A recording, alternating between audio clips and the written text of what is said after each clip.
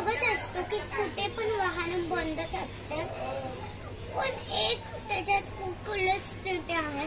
आमची पण गाडी बंद आहे, पण आम्ही इथे न्यूज सांगायला इथे आलो गाडीमधून घेऊन. पण तिथे गाडीला पण करोना असलं तर खूप होईल.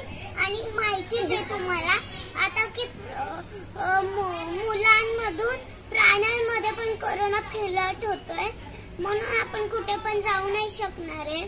जंगलामध्ये खूप करोना आता होत आहे आणि जगामध्ये बघा की एवढे होतात. आणि तुम्ही कधी पण जाऊ नका. आणि आपल्या प्राण्यांना आपल्या प्राण्यांना आपण दरवाजाच्या बाहेर ठेवावं, कारण की आपण हात लावला त्यांना तरी करोना व्हायरस त्यांच्या आतमध्ये जाऊ शकतो. म्हणून मी एवढी माहिती देते. Thank you very much madam.